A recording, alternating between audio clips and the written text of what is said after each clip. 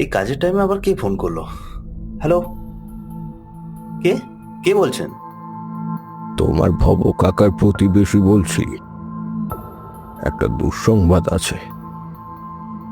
তোমার ভব কাকা মারা গিয়েছেন। ও বাবা, কি করে? আজ সকালেই তো একসাথে বসে খাওয়া দাওয়া করে অফিস বেরোলাম। আজ দুপুরে গাড়ি অ্যাক্সিডেন্ট করে মারা গিয়েছেন। তোমার কাকার পরিবারে তো আর কেউ নেই তেমন, তাই আমরা নিয়ে এসেছি। অনেক কষ্টে তোমার নাম্বারটা জোগাড় করে ফোন করছি তাই। আপনারা কোথায় আছেন? এখনই যাচ্ছি আমি। না না, এখানে তুমি আর এসো না। তুমি এখনই অফিস থেকে বেরিয়ে পড়ো। আমরা তোমার ভব কাকার তো একজন বন্ধু আর প্রতিবেশী মিলে মর্গে আছি। তুমি কাকার বাড়ি এসো। তোমার কলকাতা থেকে আসতে আসতে তো সন্ধে হয়ে যাবে। ততক্ষণে আমরা তোমার কাকার দেহ নিয়ে তোমার কাকার বাড়িতে, মানে তুমি যেখানে থাকো সেখানে ফিরে পড়বো। মোটে দেরি করো না কিন্তু। রাখছি, হ্যাঁ। হ্যাঁ, আমি এক্ষুনি বেরিয়ে যাচ্ছি। ভব কাকা, তুমি কি করলে? কি করে কি করে তোমার এই অবস্থা হলো?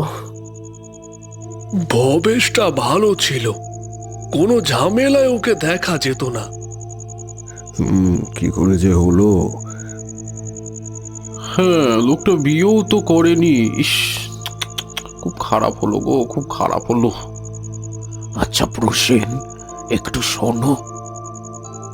হ্যাঁ, বলুন। আচ্ছা, এখন তো সন্ধে হয়ে রাত হতে চলেছে।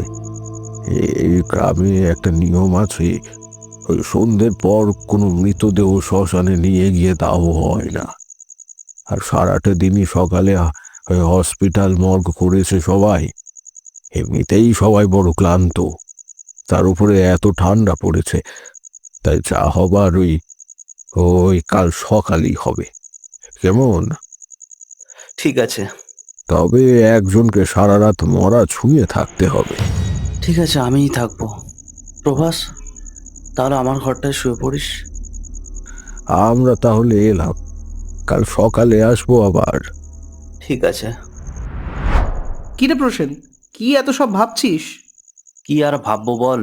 ভব কাকার সাথে আমার রক্তের সম্পর্ক না থাকলেও আমাকে খুব ভালোবাসতো। ওর মনের কথা বলার মতো কেউ ছিল না, তাই আমাকে বলতো।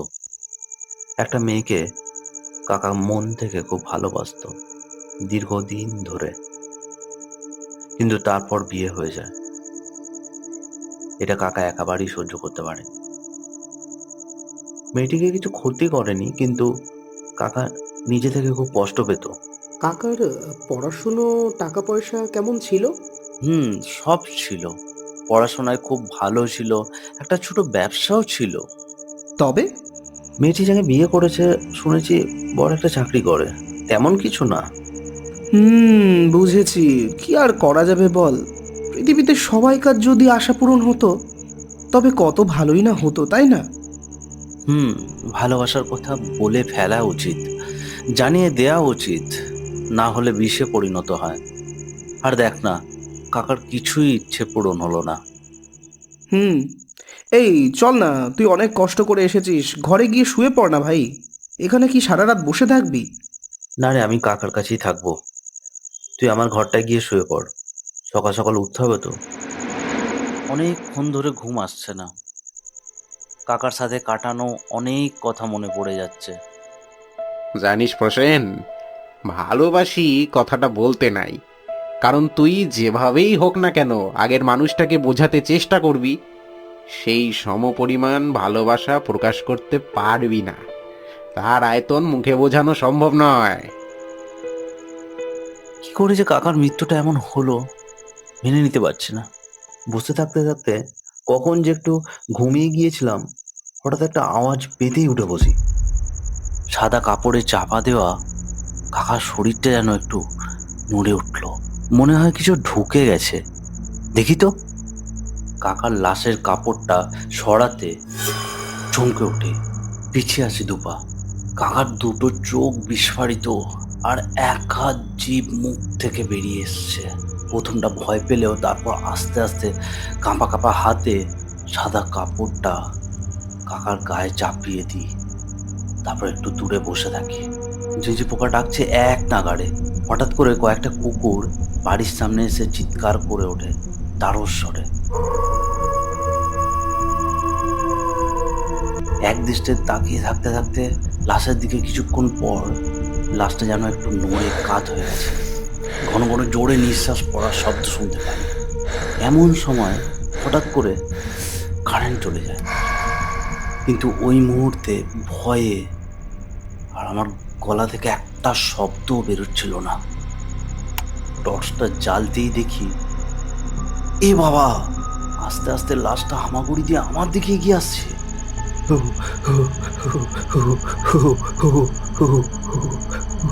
আর ভয় পেয়ে উঠে দাঁড়াই আর দৌড়ে সেখান থেকে পালিয়ে যায়।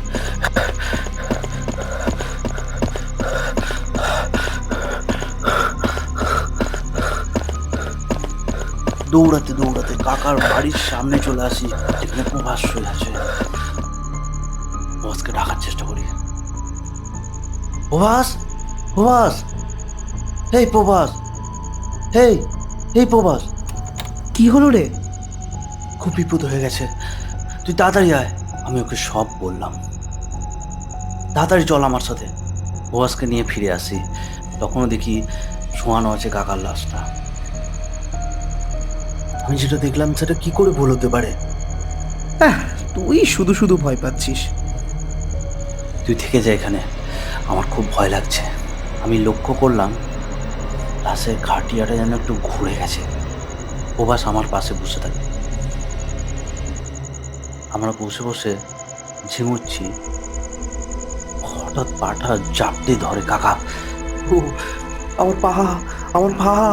ঠিক ওই সময় লক্ষ্য করলাম একটা কালো হাত শব্দ থেকে বেরিয়ে এসে আমার পাটা চেপে ধরেছে। এসব কি হচ্ছে? কি হচ্ছে? ছেড়ে দাও, ছেড়ে দাও, ছেড়ে দাও, ছেড়ে দাও আমার পা, ছেড়ে দাও, ছেড়ে দাও আমার পা, আমার পা ছেড়ে দাও, ছেড়ে দাও বলছি, ছেড়ে দাও কাকা, ছেড়ে দাও। দেখি লাশটা সোজা হয়ে বসে আছে, আস্তে আস্তে এগিয়ে আসছে আমার দিকে। চল, তুই আমার সাথে চল, চল তুই আমার সাথে, চল আমার সাথে, চল তুই আমার সাথে, চল, চল তুই আমার সাথে, চল আমার সাথে। আর ঠিক এমন সময় উপস্থিত হয় শিবপ্রসাদ শাস্ত্রী। সরে যাও, সরে যাও এখান থেকে, সরে যাও। ওরে বাবা, ওরে বাবা, ওরে বাবা রে, ওরে বাবা রে, ওরে বাবা রে, ওরে বাবা। কি চাই তোর? কেন এদের ভয় দেখাচ্ছিস? আমার প্রেমিকাকে চাই, আর আমার ভাইপোকেও। ও আমার খুব কাছের। ওদের ছাড়া আমি যাব না, আমি যাব না। ওদের ছাড়া আমার মন বসবে না। আমি যাব না, আমি যাব না। তুই মারা গেছিস সেটা ভুলে যাস না। এই জড় জগতের মায়া তুই ভুলে যা। ওরা আমার সঙ্গী, ওদের ছাড়া কিন্তু আমি যাব না। আমি নিজের জীবন ওদের ছাড়া ভাবতে পারি না। ওদের আমি নিয়ে যাবই, ওদের আমি নিয়ে যাবই। তোকে আমি নিয়ে যাব, তোকে সঙ্গে করে নিয়ে যাব। চল চল চল আমার সঙ্গে, আমার সঙ্গে চল। আ আ কাকা, ছেড়ে দাও, আয়, ছেড়ে দাও আমার হাত, বলছি, আমার হাত ছেড়ে দাও বলছি, তোকে আমি নিয়ে যাব। চল ছেড়ে দাও বলছি, চল আমার সঙ্গে, ছেড়ে দাও, আমায় ছেড়ে দাও, আয়, কাকা ছেড়ে দাও, আয়। ছেড়ে দাও আমার হাত। এটা আমি কোনো মতেই হতে দেব না। যাও যাও, ঘরের ভেতর থেকে নুনের কৌটোটাই করে একটু বেশি করে জল নিয়ে এসো। তাড়াতাড়ি যাও, দেরি করো না। আমি বেশিক্ষণ একে আটকে রাখতে পারবো না। ছেড়ে দাও বলছি, আমি নিয়ে ছেড়ে দাও, যাবো। আমায় ছেড়ে দাও, চল আমার সঙ্গে, ছেড়ে দাও, আয়, ছেড়ে দাও আমার হাত, আয়, আমার হাত ছেড়ে দাও বলছি।